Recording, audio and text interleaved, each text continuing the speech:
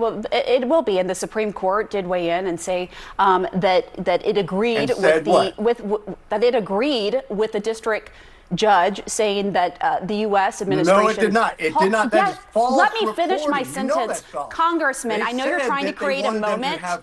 I understand you're trying to create a moment right now to try to get pickup, and that's self-serving. That's not serving our viewers. I think we know who's trying to commit the moment here. We know that. No. What's up, guys? Welcome back to the channel. Welcome to another video. As you've seen in that introduction, we got an absolutely heated debate, interview, back and forth, whatever you want to call it nowadays. And it is entertaining. When I say this journalist got taken down, this is embarrassing. So embarrassing to a point where CNN doesn't even have this clip on their YouTube channel. So let's not waste any time getting to the clip. Joining us now is Republican Congressman Rich McCormick of Georgia. Congressman, thank you so much for coming on. I know in the past, and your February town hall, the latest example, you've expressed concern about presidents of both parties having too much power in the executive branch. When you hear the president and his top officials suggest that they could simply ignore the court orders here from this federal judge, do you think that is an example of the executive branch overstepping its authority? No, in this case, I think it's been very clear. There has been a process. You can say it's not due process, but actually he has appealed his deportation. He lost that appeal. He was going to be deported. Whether he should have gone to El Salvador or not is really the one a question. It also begs the question, when anybody says that they request asylum because their life is threatened and they have this due process, the question is, how are you going to deport them to that country of origin if he belongs to a let's say it's MS-13 or whatever, and there's a rival gang that doesn't like him? Are we going to have this hold up our deportation of criminal elements here in the United States?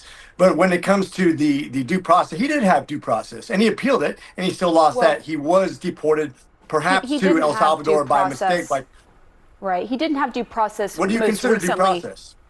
Well, he didn't go before a judge before he was taken off the street and then sent to a mega prison in El Salvador. And so the question that's raised here is, are you okay with... He went before a judge twice, actually. And he lost his first case for deportation. He appealed it. He was, again, ordered to be deported. Whether he had habeas because he was under distress due to life threats from another rival gang is a separate issue from the due process question that you're calling into question. Okay, so the bottom line goes out the window once Donald Trump designated MS-13 as a terrorist organization. That's it. That's really what happened. The guy got an order to get deported. He said that his life is in danger if he goes back to El Salvador. So there was a pause on his deportation. But in that process, right, because this guy been in this country illegally since 2011. Right, so I think he got ordered to get deported in 2019. But due to his ties to a gang and retaliation because of a rival gang, so this guy has gang affiliation. You wouldn't have fear for your life from a rival gang if you're not part of another gang. This absolutely makes no sense. So this guy got his deportation paused because of his life was in danger, right? So that's the problem here. That's the hurdle that people are just, or are not seeing. The Democrats are not seeing here. Now, MS-13 has been designated as a terrorist organization. Therefore, his pause on his deportation is null and void. It no longer counts. He can get deported whenever. And they just can't accept that fact. Line is, are you okay with people being taken off the street and sent to a notorious foreign prison without going to see a judge to determine whether this person is a gang member or not? Are we supposed to just blindly trust the government when they... I think you're confusing the due process here. Hold on.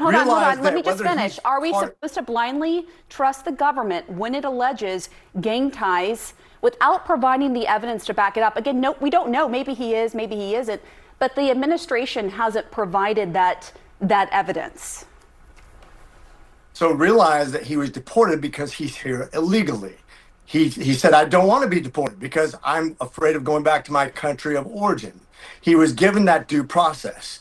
The question is, can he be sent to El Salvador because of life threats? Has nothing to do with being part of MS-13 in and of itself. The MS-13 issue is another issue, and there is evidence from what I understand that will be presented. He may come back for a day for habeas, but he's not going to stay in the United States. He's here illegally. End of story. And you're right. He was given a protected And he's status had that going to due El process Salvador. on that. That doesn't mean he couldn't be deported elsewhere. But do you agree, Congressman, Correct. that there's a difference between being deported to a mega prison under the premise that this is a MS-13 gang member, which there hasn't been evidence to prove that, and being deported to another country where you still have your liberty intact versus this mega prison that is known so for now you civil. beg another question. Now let's say you're going to go deport somebody to Venezuela. Let's say it's a gang member. Let's say it's somebody horrible, and you deport them there. They're going to go to a bad jail. I promise you, Venezuelan jails are not a good place. Matter of fact, we know for a fact that Venezuela has cleared some of their jail people and sent them here. Do we say, oh, we can't send them back to Venezuela because their jails are too bad? We should keep those criminal elements here in our jails. I don't think that's what the American people want to hear. I don't think what our legal system was designed for. I think it's a false claim to try to make President Trump look bad, but I don't think it resonates with the people. I think the Democrats are barking up the wrong tree, as well as the media. When you say that you can't be sent back to Venezuela or El Salvador or some country that has bad jails because they might have really bad things from the country they came from, even though they may be part of a criminal element. That's a falsely resonating message, whether it comes from the media or the far left. I don't think the American people are buying that. This isn't a message. We're just asking the important questions based on facts and based on the fact the administration itself, under penalty of perjury, you asked a very specific question, though. That this Your was an error. question was this. You said, should we send them back to a mega prison if that's what we're going to do? Because they could have bad treatment. My question is, if they are somebody who's here illegally and they've broken the law, they're going to be sent back to that country. That country will determine their fate at that point. That wasn't proven in this case. And that's a sovereign nation. If said the legally, administration, you said these are the facts. Congressman, I'm answering you the facts. Listen, and I'm also talking about the facts here. If the administration is so confident in what it has done and that this person is a member of MS-13, why isn't it proving this in court? It's had ample opportunity before this district judge, but instead this district judge just said yesterday that the administration has done nothing to show what it is doing here, despite the court order asking it to do so. The Supreme Court said it's going to be pushed back for further clarification from the lower court on what they exactly want done. Now, I know for a fact when we have congressional inquiries or when we ask for the government to do something more, they can say, hey, this is what we're doing. But in this case, you have the president of one country agreeing with the president of another country. That individual should stay there at this point. Now, he may come back for a day of habeas, but he's not going to stay here either way. But you have two presidents who have decided that they've agreed that this person is somebody of consequence, somebody who's of the criminal element, somebody who doesn't belong in the United States, somebody who came here illegally. And you're saying that a appointee from the Obama era can order the judge that can say the president's not doing enough. Well, prove what you think is enough. That's what's going to be determined in court. Well, it will be, and the Supreme Court did weigh in and say that it agreed that it agreed with the district judge, saying that the U.S. administration. No, it did not. It did not. That is false. Let me finish my reporting. You know sentence, Congressman. I know you're trying to create a moment. I understand you're trying to create a moment right now to try to get pickup, and that's self-serving. That's not serving our viewers. I think we know who's trying to commit the moment here. We know that. No, what I am laying out here is facts. The Supreme Court, the 4-page opinion, agreed with the lower court judge that the administration should, quote unquote, facilitate his return. Now, in terms of effectuate, it left it to the lower court to clarify, and it said that the president, everyone can read it, it's online, and it said that the president does have foreign affairs protections, and that the district court judge should take that into account when providing that clarification. That's exactly what was said. It was not a forceful opinion. It certainly had ambiguity, but that's what the Supreme Court said. The president also says he is looking into deporting U.S. citizens who have committed violent crimes. Many legal experts say that's just flatly unconstitutional. Do you agree with the president on this case, or do you think he should back off this threat?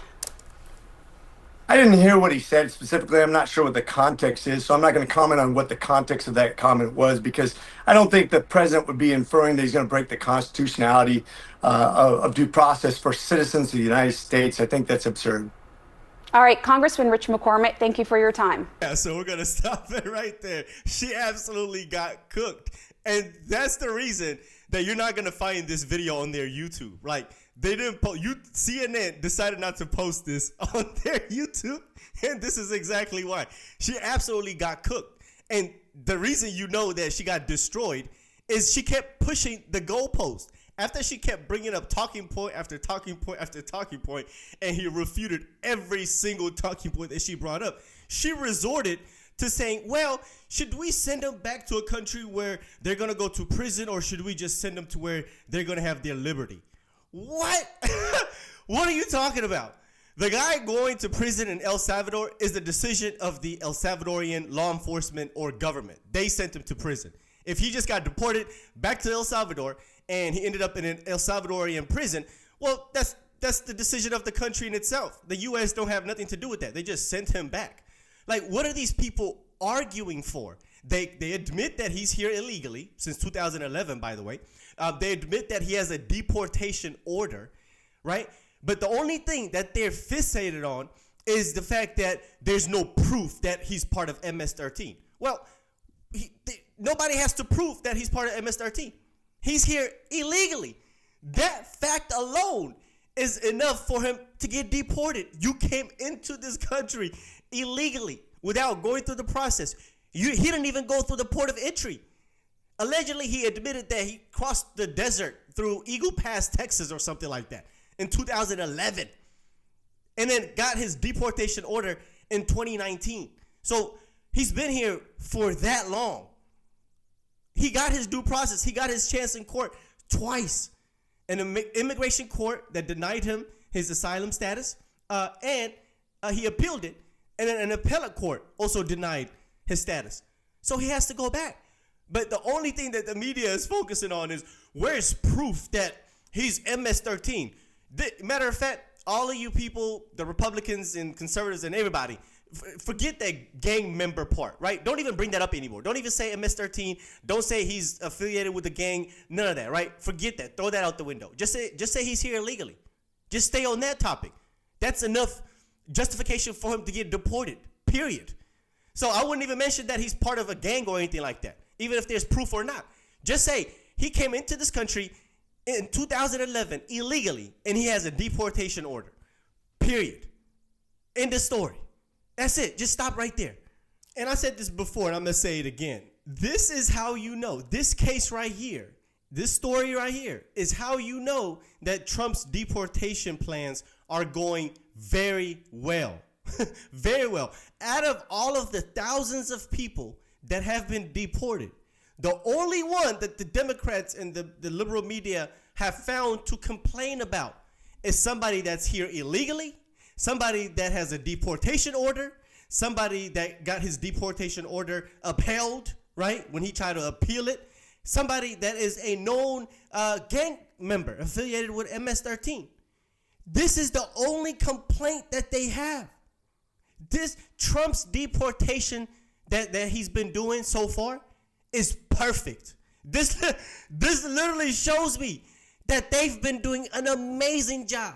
They've been doing such a great job that the only one that anybody is complaining about is somebody that should be deported. It's somebody that should be deported. I'm telling you guys, Trump is doing an amazing job. Yeah, and this is exactly why CNN literally has no credibility, right? This woman is not a journalist. She's not a journalist. This is an activist. This is a liberal activist, a woke liberal activist that they have here, pretending to be a journalist. Like, all of the questions that she asked were absolutely ridiculous. Like, I mean, it's almost dumb. These people are actually stupid. The last question that she asked was hilarious. Well, should they go back to jail? Should they go back to a prison in their country? Or should we send them to where they have their liberty?